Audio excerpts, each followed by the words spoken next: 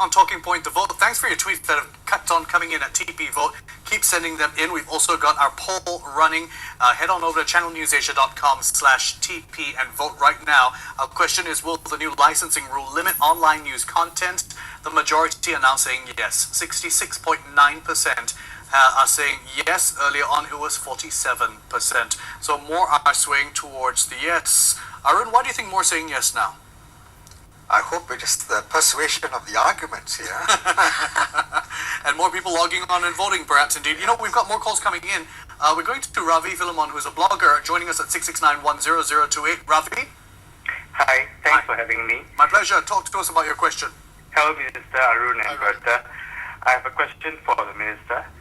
I think most bloggers would agree that some regulation for the internet is important.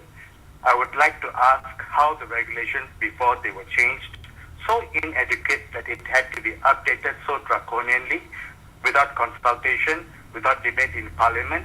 And also, are there instances in the past where sites are asked to take down something and they did not comply within a stipulated time frame to do so? Thank you, Ravi. We've discussed a lot of your question in the earlier segments, actually. So I'm going to go to the second part of your question, which is other sites who have not responded to taking down. Do you know if that has been handled or happened? I think by and large, when MDA has stepped in, most of the sites have responded.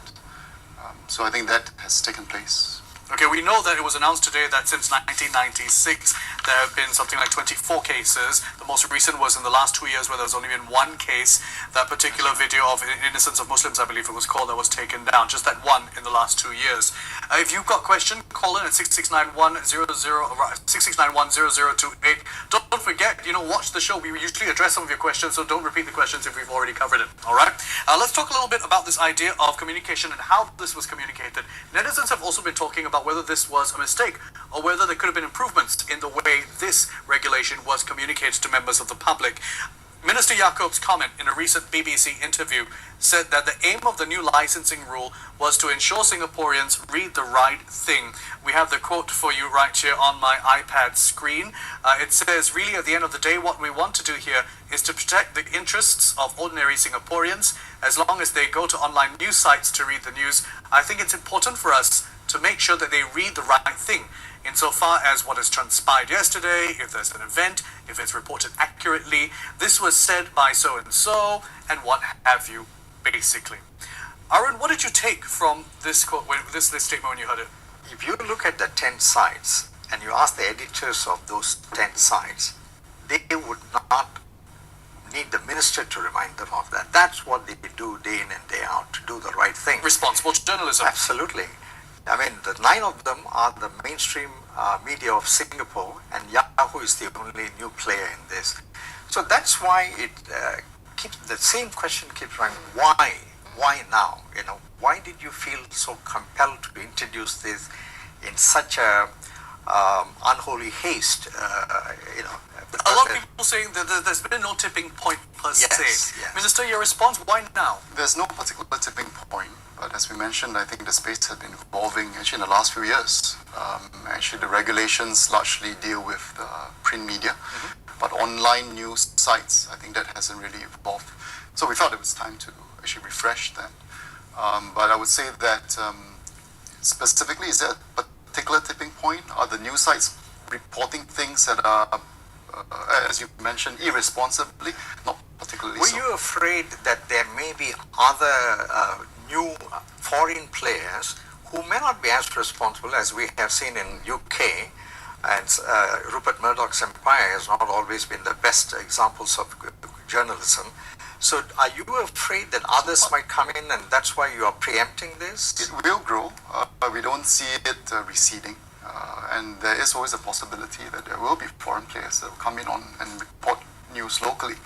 So I think the refreshing of these regulations to capture online news sites, I think in part also addresses that challenge. Don't you think you'll be playing catch up all the time then?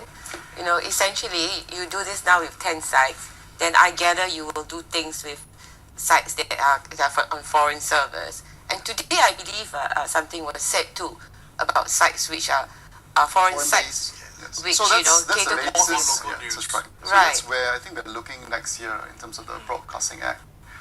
what are some of the things that we might want to review. And that's something I think we would have to actually talk to the community and see how we should evolve that space. I just want to take some calls first. I know we've got a lot to say on this, but we've got Harold who's been holding on very patiently at 669-10028. Harold, hello. Hi, good day. Hi, thanks for joining us. Your question, Harold. Yeah, I have this question, right? Why is it framed so broadly that it could, at one point, you could include more sites? Because the way it's framed as a regulation, it seems that the scope is very wide and it's very big. Right, okay, the broad scope of the wording. Thank you, Harold. I've got another caller standing by. Hello. Yeah, hello. Hi, SP, is it? Yes, yeah.